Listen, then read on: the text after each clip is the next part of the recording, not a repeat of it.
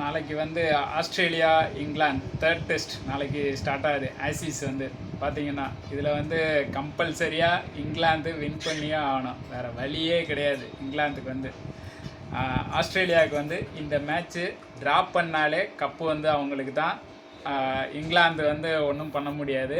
Win பண்ணிட்டாலும் cup ஆஸ்திரேலியாவுக்கு தான். ஆஸ்திரேலியாவுக்கு வந்து ரொம்ப ப்ரெஷர் கிடையாது. பட் இங்கிலாந்துக்கு வந்து கம்பல்சரியாக வின் பண்ணி ஆகணும். வின் பண்ணாலும் சீரியஸை பிடிக்கணும்னா நெக்ஸ்ட்டு அப்படியே 2 டெஸ்ட்டு வின் பண்ணோம், 4th and 5th டெஸ்ட்டு. நாளைக்கு வந்து அடிலைடில் ஸ்டார்ட் ஆகிற டெஸ்ட்டு தான் தேர்ட் டெஸ்ட்டு.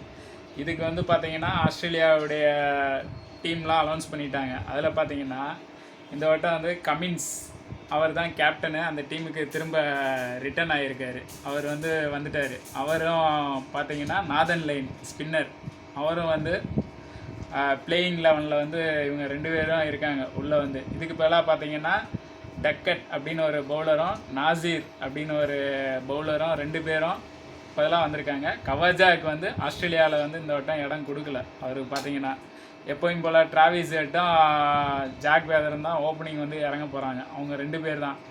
ஏன்னா டிராவிஸ் ஹெட் ரொம்ப பயங்கர அக்ரெசிவாக ஆடுறாரு, ப்ளஸ் அதிரடியாக விளாட்றதால டிராவிஸ் ஹெட்டே அவங்க வந்து ஓப்பனிங் இறக்கிடலாம் அப்படின்னு பிளான் பண்ணிட்டாங்க. கவாஜாவுக்கு வந்து இடம் கொடுக்கல. கவாஜா ப்ளேஸ் கொடுக்கல. அதுக்கு ரீசன் பார்த்தீங்கன்னா கவாஜா வந்து ஏற்கனவே கொஞ்சம் இன்ஜூரி ஆகியிருந்தார். அவர் வந்து விளையாடுறதுக்கு முன்னாடியே ஆசிஸ் வந்து ஸ்டார்ட் ஆகிறதுக்கு முன்னாடியே பார்த்தீங்கன்னா அவர் வந்து என்ன ஆயிடுச்சுன்னா அவருக்கு வந்து முதுகு வலி காரணமாக வந்து அவரால் சுத்தமாக விளையாட முடியல. அதனால் அவர் கொஞ்சம் தடுமாறினதால் ஆஸ்திரேலியாவே வந்து அவரை வந்து எடுக்கலை டீமில் வந்து இந்த வட்டம். ஆல்மோஸ்ட் அவருக்கு வயசும் பார்த்தீங்கன்னா 39 வயசு ஆயிடுச்சு. அவர் அடுத்து ரிட்டையர்மெண்ட் தான், கம்மிங் சூன், அநேகமாக சீக்கிரம் வந்துடும் நினைக்கிறேன். ரெண்டாவது அவர் லாஸ்ட்டாக பார்த்தீங்கன்னா ஒரு 30 இன்னிங்ஸு 45 இன்னிங்ஸ் இருக்கும் சரியாக வந்து அவர் செஞ்சுரி, ஒரே ஒரு செஞ்சுரி தான் அடிச்சிருக்காரு.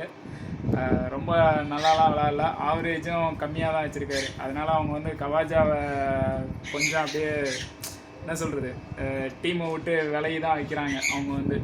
இதே பார்த்திங்கன்னா இங்கிலாந்து சைடு வந்து அவங்களும் வந்து ரெடியாக இருக்காங்க. அவங்களும் இந்த வட்டம் பவுலிங் அட்டாக்லாம் பயங்கரமாக இது பண்ணுவோம் அப்படின்னு சொல்கிறாங்க.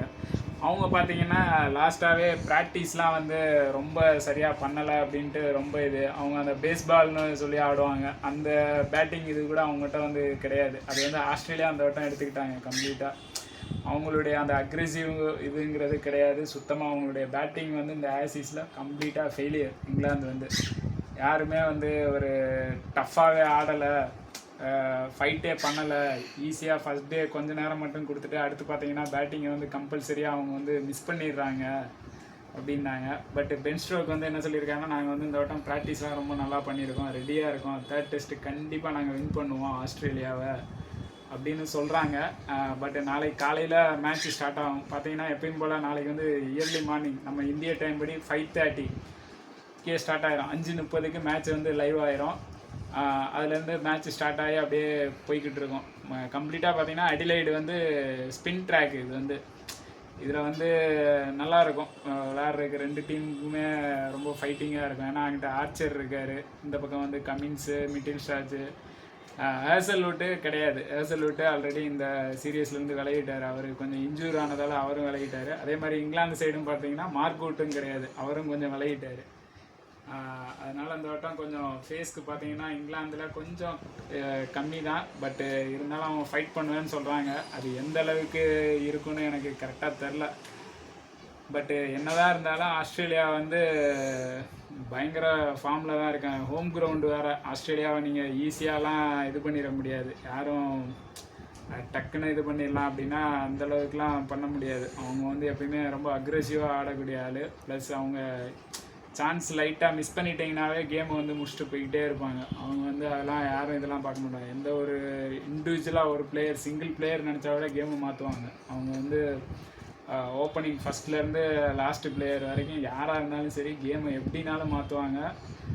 பேட்டிங்காக இருக்கட்டும், ரொம்ப என்ன சொல்கிறது, பவுலர்ஸ் கூட நின்று விளையாண்டு கேமை மாற்றுவாங்க. பயங்கரமாக ஃபைட்டு இருக்கும். அதுவும் மெயினாக ஆசிஸ் வேறு.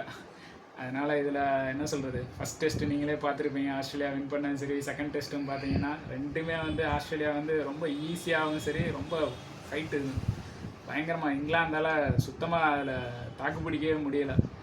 அதனால் இது நாளைக்கு ஸ்டார்ட் ஆகுது. மார்னிங் பார்த்தீங்கன்னா கொஞ்சம் எல்லாம் வந்து இதில் இருப்பாங்கன்னு நினைக்கிறேன் அநேகமாக.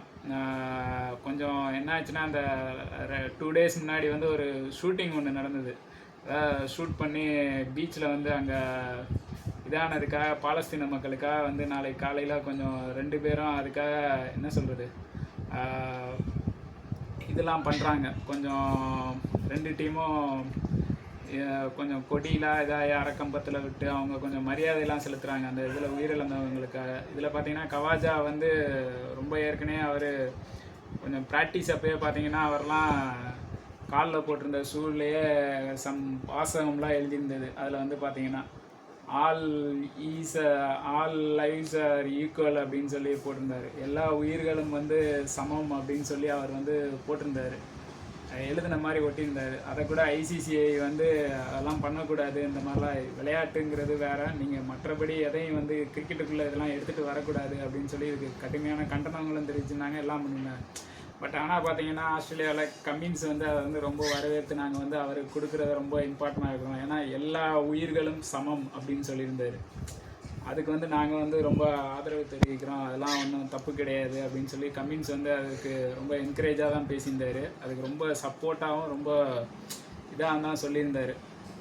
அதனால் பார்த்தீங்கன்னா கொஞ்சம் பயங்கர எதிர்பார்ப்பில் தான் இருக்குது. நாளைக்கு வந்து பாதுகாப்பும் டெஸ்ட் மேட்ச்சுக்கு ரொம்ப பயங்கரமாக இருக்குன்னு சொல்கிறாங்க.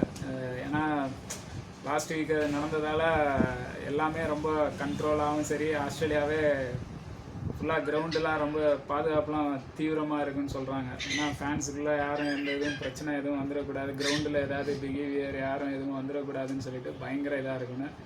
நாளைக்கு காலையில் ஸ்டார்ட் ஆக போகுது, எப்படி இருக்குன்னு தெரில. எல்லோரும் பாருங்கள். உங்களுக்கு இனிமேல் கிரிக்கெட் நியூஸ் வந்து ரெகுலராக வரும். நான் தான் இதுக்கு ஃபுல் இதில் இறங்கி சொல்ல போகிறேன். ஃபுல்லாக ஸ்பீச்சு தான், ஃபுல்லாக நான் தான் பேச போகிறேன்.